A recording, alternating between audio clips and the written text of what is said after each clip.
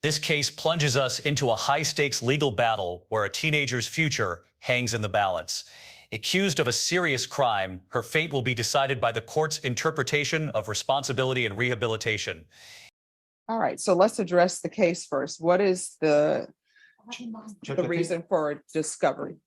For extension of plea? Judge, I think we're here at the plea deadline date. Mhm. The state has made an offer, and they've invited a counter.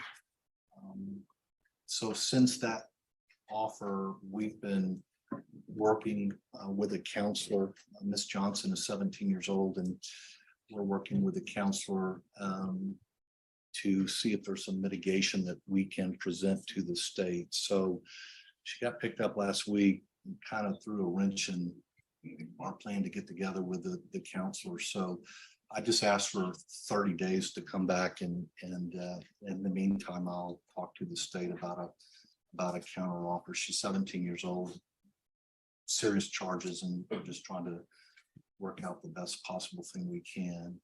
So that's where I'm at on that. And Judge, may we address the bond violation? Yeah, just one moment. All right, so now the violation. Judge, I'm trying to understand it. We got notice of it, and I think it went to Judge Angelini, and he remanded Michaela without bond, and she was picked up. So she was, as a result of this case, she was placed in alternative school through the school district. She goes to Roosevelt, and she was attending some school on Saturday. She completed her alternative school, was headed to her course on Saturday when she was notified that she did not have to go to school on Saturday. And here they're complaining about a McDonald's. Right. So Michaela can answer your direct questions, Judge, but in a nutshell, she thought she could use the time to go pick up food for her brothers and sisters through her father. All right, and then what is this with Montage Apartments and Marshall's Meadows apartment? Yes, ma'am. So I'm gonna have to put you on there. Oh, State, are you prepared to proceed on this? Yes, Your Honor.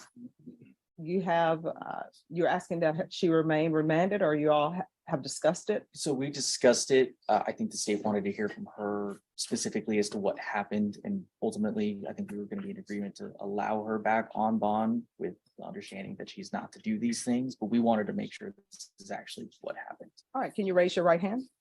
You solemnly swear or affirm the testimony you give will be the truth and nothing but the truth, so help you God? yes, ma'am. All right, you can lower your hand, state your name for the record. Michaela Johnson. Does anybody have any questions? I'll ask Michaela a few questions if I may. Michaela, you've had a chance to read the violation report. You've explained it to me. I think there's some specific addresses that the judge was going to inquire about. So why don't you just explain to the judge what your decision was once you found out you did not have to attend school? Yes, sir. Once I found that I didn't have to attend school, I had got a call from my little brother and little sister that they were hungry, and I thought I could use the time. So I went to the apartments to grab money from my aunt. And on the way back, I went to the apartments to ask them what they would like from McDonald's, which is why I was at the McDonald's. And I went back. My Uber took a little longer than expected, which is why I was late home. Okay. Any questions? No, Your Honor. All right, did her mom want to say anything to No, this? Judge, I think we've addressed it. I just wanted you to know she has the support of her mom and is residing with her mom. All right. And States? So Judge, I understand what happened in the violation report. It does seem like her story did make sense. That's why I wanted to make sure that the court was able to hear and make a decision based off of what happened. The state's primary concern, again, we heard all this through her attorney, but it's something that I just wanted to make sure, was this the actual thing that occurred? Also to make sure that the court admonished her and made sure that this didn't happen again. All right, so you're 17. Yes, ma'am. You have to realize when you're on GPS, you're only allowed to do what you're allowed to do. Yes, ma'am. And I apologize. So the proper thing to have done would have been to pick up the phone, call your pretrial services officer and say, I don't have school today. I just got a phone call from my siblings. They're hungry. May I go to McDonald's? And guess what? They're either going to say yes or no. When you're on GPS, it is not best to ask for forgiveness than permission. The judge delivers a stern warning, asking for forgiveness after breaking bond conditions won't work in court. This emphasizes a critical lesson about accountability in the justice system. When you're on paper, everything is, you got to ask for permission, not forgiveness. Because I think the previous judge taught you that asking for forgiveness after not asking for permission does not work in court. Do you understand that? Yes, ma'am. All Judge, right. I think her mom had called Mitchell bail bonds and they would agree to get back on the original bonds if the court would consider that. All right, if you will call Mitchell bail bonds, because I can't reinstate the bond unless Mitchell bail bonds tells the court they're okay with the court reinstating the bond. So if you get in touch with them today, what I will do is I'll ask that the bond will be reinstated and you'll have your previous GPS conditions and you're only allowed to go to school. Yes, ma'am. Do you understand? Yes, ma'am. All right, so that's not going to happen until I get notification from your counsel that Mitchell is willing to go back on your bond. Yes, ma'am. Can I firm that in, Judge? Yeah, if you want to call them now, you can. I'll do that. You're an officer of the court. All right. All right, thank you. Judge. Thank you, Judge. You're welcome. Judge. Good morning. Good morning. Good morning. All right, today is the plea deadline date. It is, Judge, and we've agreed on a plea and agreement, and we'd like to take it before you formally. All right, the court is calling 2023 CR 3848, State of Texas versus Michaela Elise Johnson. Can I have parties announced for the record for the state? Daniel Escobar for the state of Texas. Patrick Hancock for Ms. Johnson. And are you Miss Michaela Johnson? Yes, State, are you proceeding on the indictment as presented? We aren't, Judge. We're going to proceed on the lesser included offense of robbery in count 1 and then waive count 2. That's Any our- objection? No objection, Your Honor. Ms. Johnson, I'm showing you what's entitled Court Admonishments and Defendants Waivers and Affidavit of Admonitions. Did you review that document with your attorney? Did you understand it? Did you sign it in all the appropriate places? yes, ma'am. Did you understand you're charged with the lesser included offense of robbery? That's a second-degree felony. Range of punishment is anywhere from 2 to 20 years in prison and up to $10,000 fine. Yes, ma'am. Did you understand if the court were to grant your application for deferred adjudication, if for any reason your deferred adjudication were revoked, the court could find you guilty and sentence you up to 20 years in prison and up to a $10,000 fine. Yes, ma'am.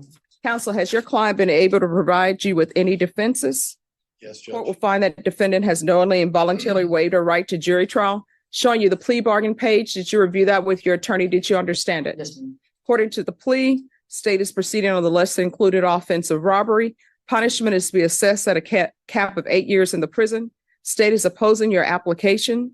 They're taking in consideration 2023 CR 3850, 849, grand jury number 8066632. There's to be restitution payable to John Bright, BRIGHT, of $110 and grand jury number 8066632. Did you understand that to be the plea? Yes, ma'am. Defense? Yes, Your Honor. State. Yes, Your Then to Honor. the lesser included offense of robbery, how do you plead? Guilty, not guilty, or no contest? No contest. State any evidence? State offer states exhibit 1 in all attachments. No objection. All right, you may be excused. Court will find that defendant has knowingly and voluntarily waived and consented to stipulation of testimony and stipulations. Court will accept into evidence states exhibits 1 and attachments and review the same.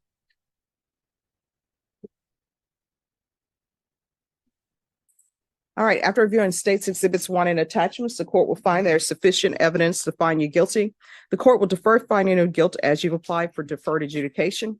We'll come back on February 1st. At that time, the court will make a decision on your application based upon the PSI report and any other information that's presented. Yes, ma'am. Judge, may I make a request? Sure. Judge, regarding the PSI, can we request that there are 2 juvenile male co-defendants? Mhm. Can I request that the PSI include what their disposition of their cases were? And Usually the PSI will have that in that. okay, It'll say whether or not, I just want to make sure. It's hard for me to get that information. So. sure. And the second thing is, Judge, I think you'll recall, because we come up before, Ms. Johnson is on GPS to go to school, finish her senior year at school. She's 17 years old. her grandmother's in hospice, and so Mhm. she would like the opportunity to visit her on Christmas Day from 12 to 2. Sure, just speak with the state, grab a B page, and I'm sure they won't have any objection to it. I'll do that, Judge. Thank you. Sure.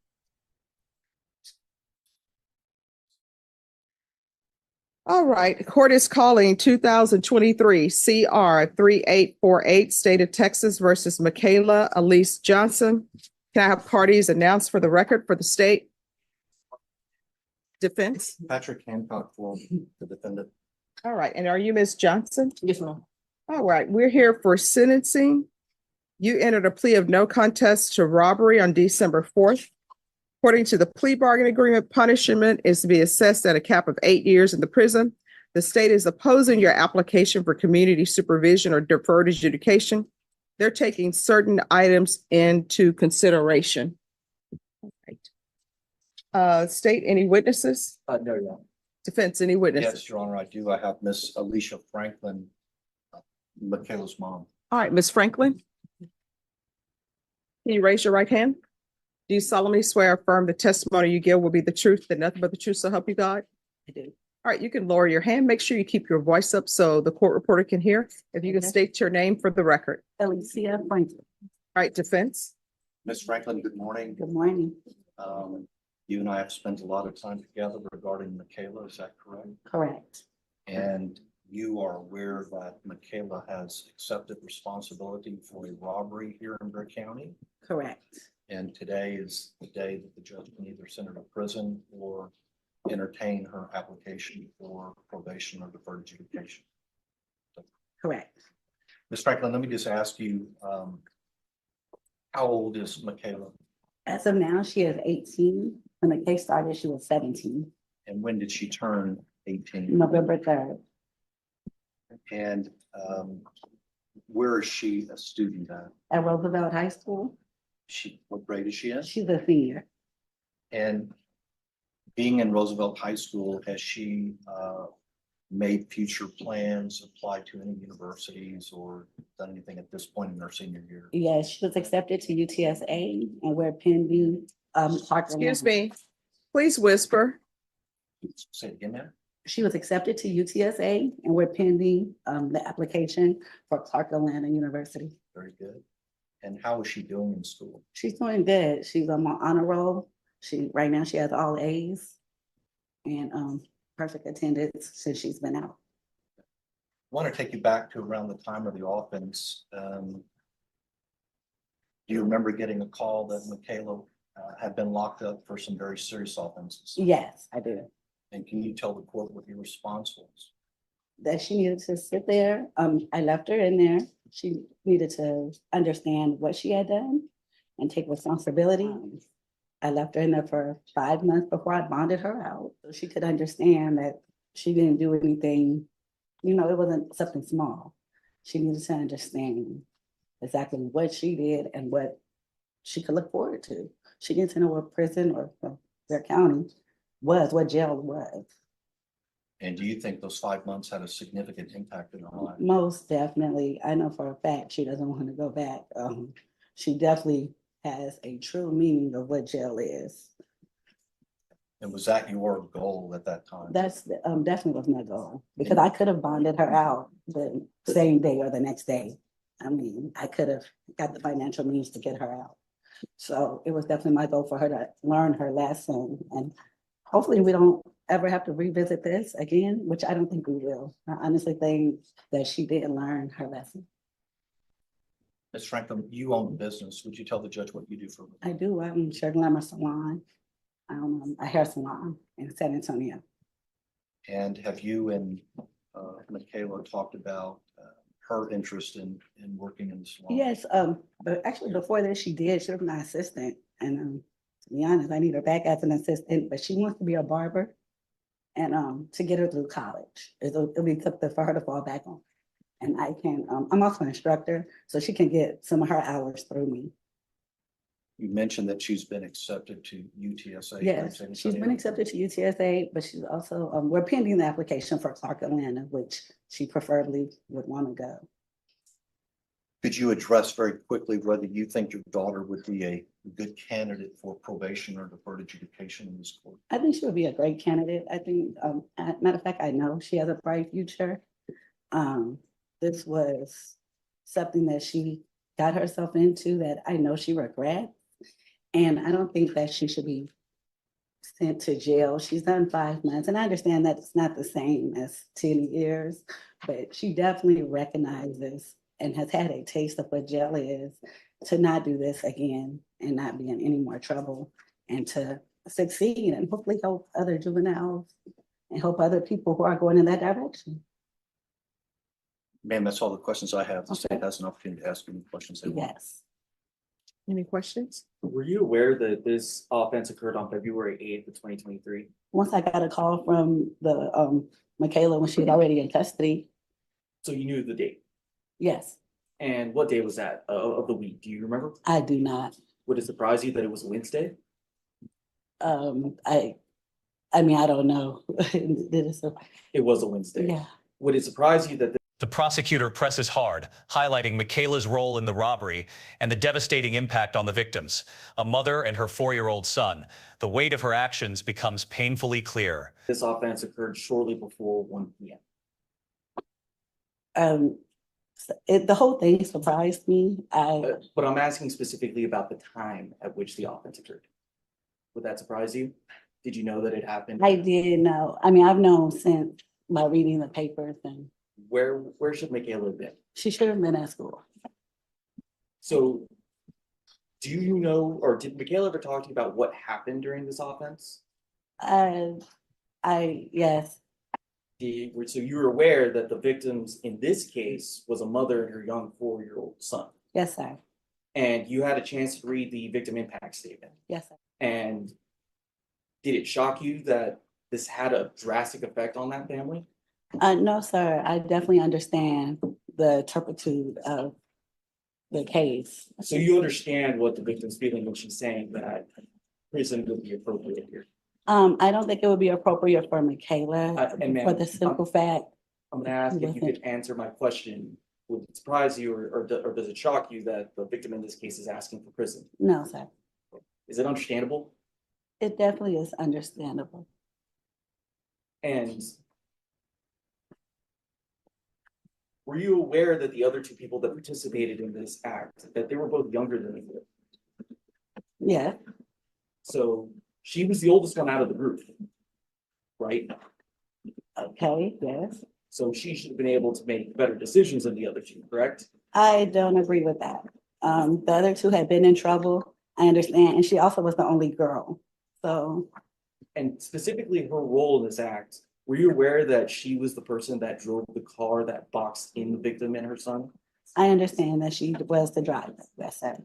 Specifically that boxed in the victim and I her son? understand. Nothing else to say. Thank you for coming in. All right, defense, call your next witness. Judge, that's it. All right, did your client wish to say anything?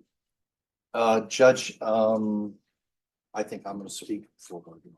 All right, so I want to let the parties know that part of my question, or maybe you can address this, counsel, Yes, ma'am. because it says that she is minimizing her role. And it says regarding the instant offense, the defendant stated, "I have no comment at this," which I understand. Sure. That was But me. then she comes back and she does make a comment. And it says the defendant later stated, "I feel it needs to be looked into more rather than what they are saying." And the stipulations, it says that she was the one who boxed the driver in. Well, Judge, we're here taking responsibility Mhm. for the facts. So I don't think she has said that she's not guilty of this offense. I just think she has a different interpretation Okay, of her role versus those young men. all right. All right, anything else from the state? All right. I don't want to overstep, but I do want to make a brief argument next time. Yes, you may proceed.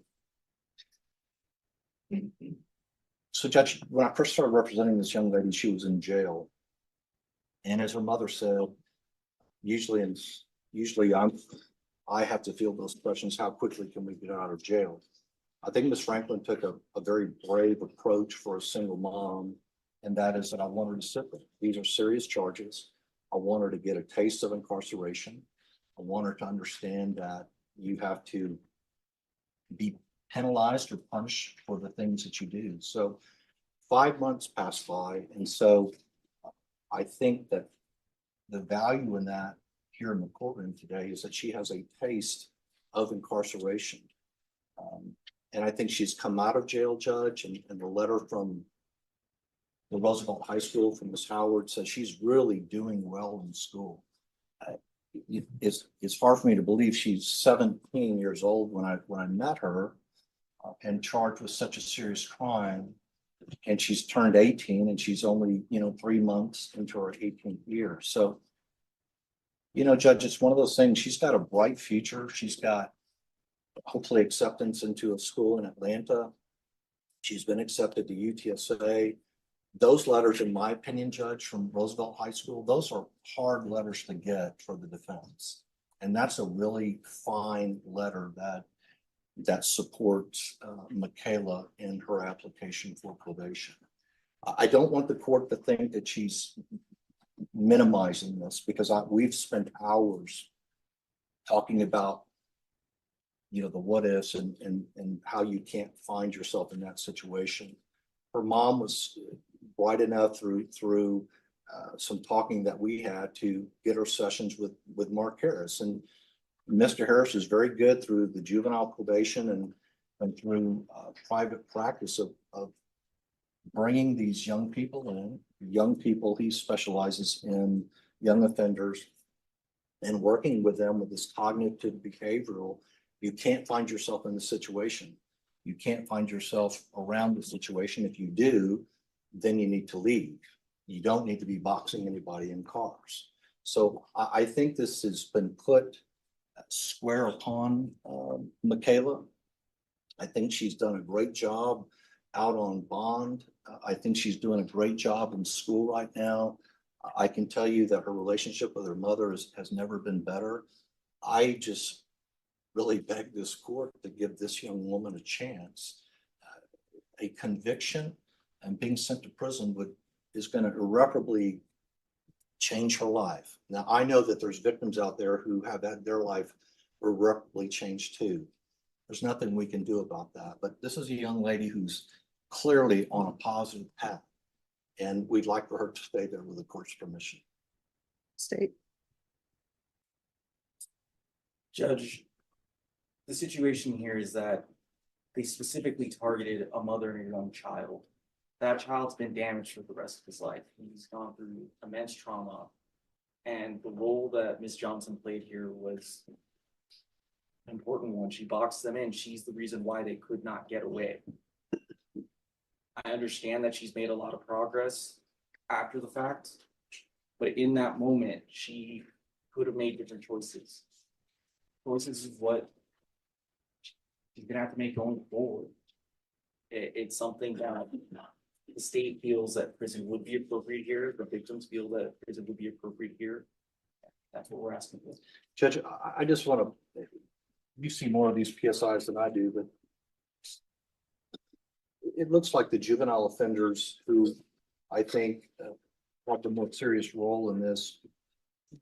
I can't read this correctly, but it looks like one of them had his cases dismissed, maybe placed on probation, and then one was sent to some kind of TYC placement. So I guess if I look at that, Judge, I just argue that there will be some kind of equitable position here by the court to figure out what to do with Michaela. Again, Judge, deferred adjudication on second-degree felony is quite a good thing. I mean, we all know what deferred adjudication is, but sometimes it doesn't mean a do diddly damn in court. Here, it makes a big difference because it gives her a chance to prove herself, and it gives the court a long leash to make sure that she's doing well. I don't know what else we could bring the court to show that she's remorseful, doing well at home, doing well on her conditions of bond. So again, we would ask that the court wisely place her on deferred adjudication. Understand that she's done 5 hard months in the Bexar County Jail. I think she spoke about her fear of the jail with Mark Harris in that letter. I think her mom made a good decision, and we're hoping that that will sway the court and giving her a chance at a future without being another young Black female with a conviction on her. Here's the court's problem. And what I think people need to look at. Sometimes punishment, and all attorneys will tell you, when we're in law school, they tell you about the purposes of sentencing. Sometimes the purpose of sentence is for rehabilitation.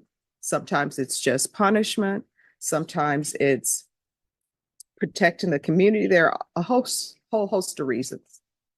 But your problem is sometimes when you've done something that is considered so horrendous, right? No matter the changes you've made, sometimes it's just a prison offense. There are a lot of people who do things that I'm sure if they could go back in time, they would have changed it. They would have said, I wouldn't have done it.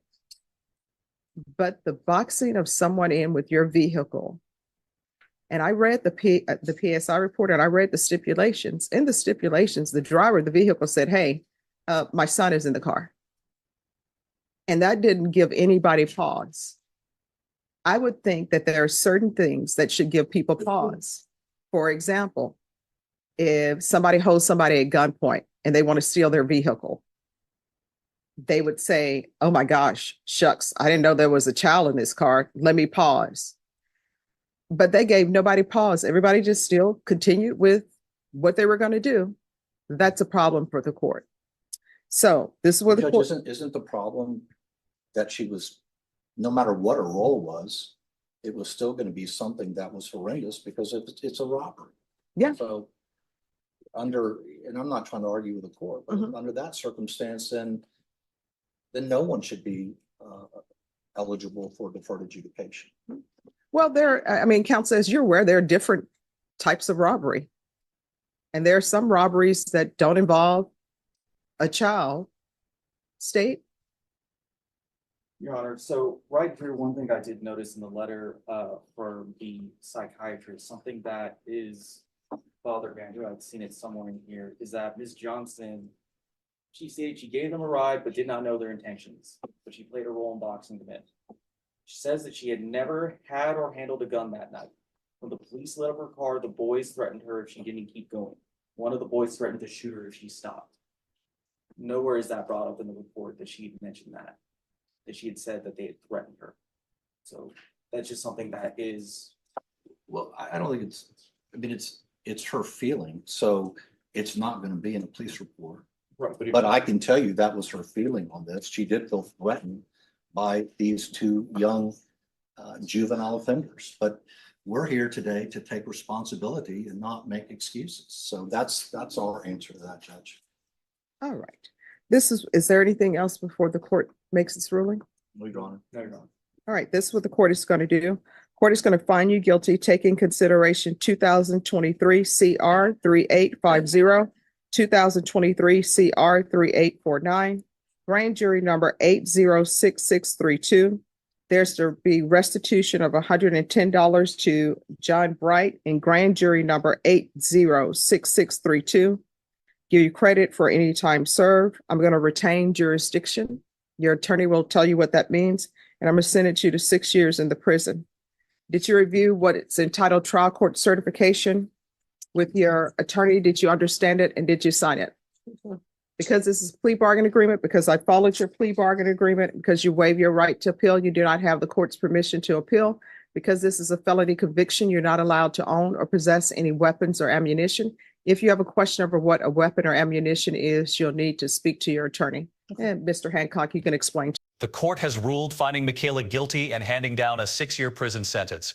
What are your thoughts on this verdict and the arguments presented? Share your comments below.